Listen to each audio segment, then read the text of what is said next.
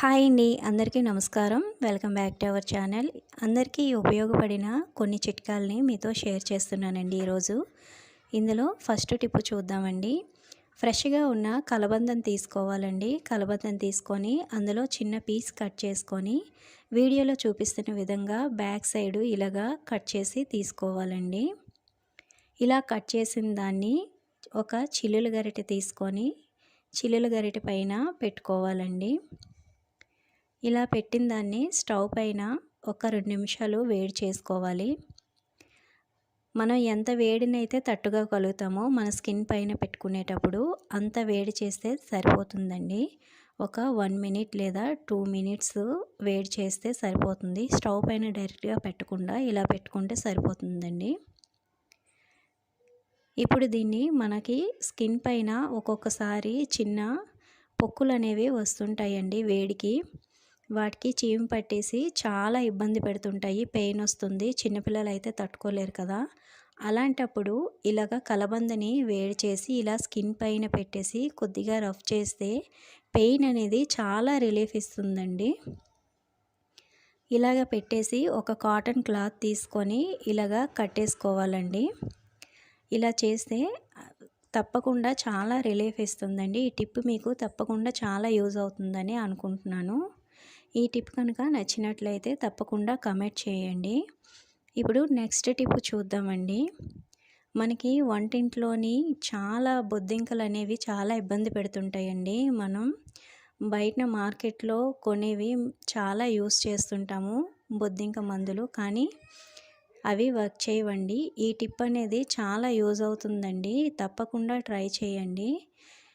4-5 వెల్లుల్లి రెబ్బలు తీసుకోవాలండి. తీసుకొని ఇలాగ క్యారెట్ తురుముతాం కదా, దానిపైన పెట్టి తురిమేసుకోవచ్చు. మనం దంచుకోవచ్చు కూడా అండి. దంచుకునే కన్నా ఇలాగ తురుముకుంటే మనం బైండింగ్ చేసుకునేటప్పుడు మనకి చాలా బాగా యూజ్ అవుతుందండి. ఇప్పుడు 2 కర్పూరం బిళ్ళలు తీసుకొని ఇలాగ స్మాష్ చేసి పొడిలాగా చేసుకొని ఇందులో వేసుకోవాలండి. అలాగే మిరియాలు తీసుకోవాలి. నేను తీసుకునే క్వాంటిటీకి ఒక 10-12 మిరియాలు అయితే సరిపోతుందండి. ఇలాగా దంచి పెట్టుకోవాలండి. కొంచెం బరక అయినా పర్వాలేదు, బాగా దంచేసుకోవాలి. మీ దగ్గర మిరియాల పౌడర్ ఉన్నా సరే ఒక స్పూన్ వరకు వేసుకుంటే సరిపోతుందండి. ఈ విధంగా దంచేసుకొని దీనిలో వేసుకోవాలండి. ఇప్పుడు మనం ఉండలు చుట్టుకోవడానికి వీలు పడినంత ఏదో ఒక టూత్పేస్ట్ని అయితే వేసుకోవాలి. కొద్దిగా వేసుకుంటే సరిపోతుందండి. ఇదంతా మనకి ఉండలు చుట్టుకోవడానికి వీలైనంత పేస్ట్ వేసుకుంటే సరిపోతుంది. ఫస్ట్ కొద్దిగా తీసుకొని మిక్స్ చేసి చూసుకోండి. తర్వాత ఇంకా మనం ఉండలు కట్టుకోవడానికి అది బైండింగ్ అవ్వకపోతే ఇంకొద్దిగా వేసుకొని కలుపుకొని చిన్న చిన్న ఉండల్లా చేసుకోవాలండి.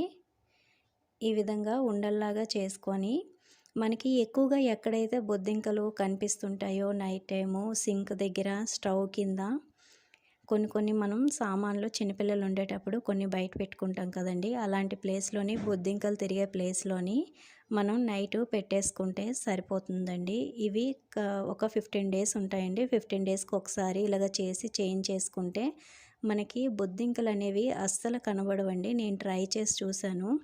తప్పకుండా మీకు ఇది వర్క్ అవుతుందండి. తప్పకుండా ట్రై చేయండి. వీటికి బల్లులు కూడా రావండి. ఇప్పుడు నెక్స్ట్ టిప్ చూద్దామండి.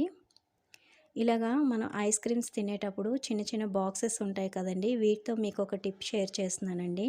దీనిపైన మూతకి ఈ విధంగా స్టవ్ పైన వేడి చేసి హోల్స్ పెట్టుకోవాలండి. ఇప్పుడు ఇందులోకి రాళ్ళుప్పు తీసుకోవాలండి. 2 లేదా 3 స్పూన్లు రాళ్ళుప్పు వేసుకోవాలి. రాళ్ళుప్పు వేసుకొని కొద్దిగా కంఫర్ట్ కట్ చేసి ఒక స్పూన్ వరకు వేసుకోవాలండి. ఒక 3 స్పూన్లు రాళ్ళుప్పుకి 1 స్పూన్ కంఫర్ట్ తీసుకొని దీనిలో వేసుకొని మనకి ఎక్కడైతే బ్యాడ్ స్మెల్ అనేది వస్తుంటుందో అక్కడ పెట్టుకుంటే ఒక ఎయిర్ ఫ్రెషనర్ లాగా మనకి ఇది యూజ్ అవుతుందండి.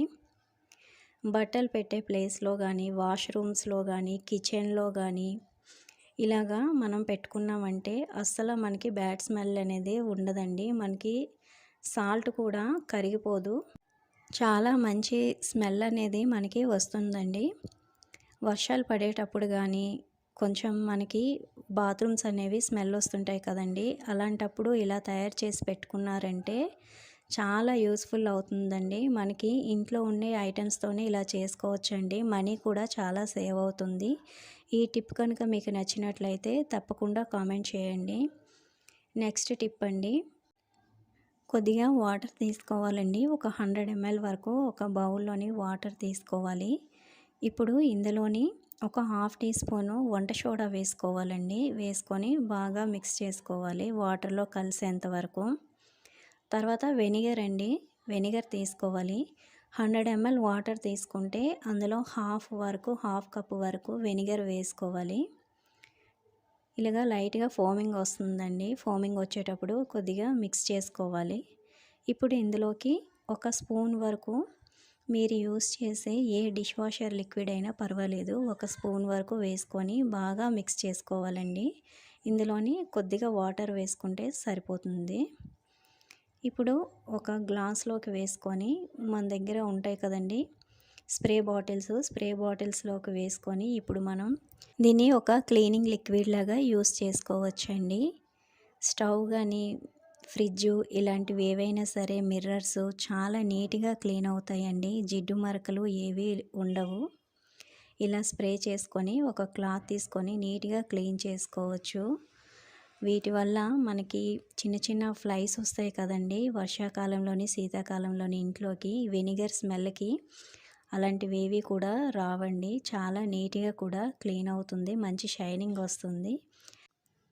ఇప్పుడైతే క్లీన్ చేసిన తర్వాత చూడండి మనకి ఫ్రిడ్జ్ అనేది చాలా షైనింగ్‌గా కనిపిస్తుందండి. ఎటువంటి మరకలు కూడా లేవు. ఒకసారి తప్పకుండా ట్రై చేసి చూడండి. ఇప్పుడైతే నెక్స్ట్ టిప్ చూద్దాము. మనకి కరివేపాకు అనేది చెట్టు నుంచి తుంచుకున్నట్టుగానే ఫ్రెష్‌గా ఉండాలి అంటే ఇప్పుడు ఒక మంచి చిట్కానైతే షేర్ చేస్తానండి. కరివేపాకు అనేది మనకి పల్లెటూరుల్లో అయితే ఇవి రోజు ఫ్రెష్‌గా దొరుకుతుందండి. అదే అపార్ట్మెంట్స్‌లో ఉన్న వాళ్ళకి కానీ, సిటీస్‌లో ఉన్న వాళ్ళకి కానీ డైలీ మనకి దొరకాలంటే కొంచెం కష్టం. అలాంటప్పుడు ఒకసారి ఈ టిప్‌ని అయితే ట్రై చేసి చూడండి. ఇలాగ ట్రే బాక్స్‌లోని ఐస్ క్యూబ్స్ ట్రేలోని కొంచెం కొంచెం కరివేపాకు వేసుకొని ఇలా వాటర్ వేసి మనమైతే ఫ్రీజర్‌లో పెట్టి ఐస్ క్యూబ్స్‌లా చేసుకోవాలి. మనం మామూలుగా బాక్స్‌లో పెట్టి టిష్యూ పేపర్ వేసి పెట్టిన 4, 5 డేస్ కన్నా ఎక్కువ రోజులు ఉండవండి. కొంచెం బ్లాక్‌గా అయిపోతుంది.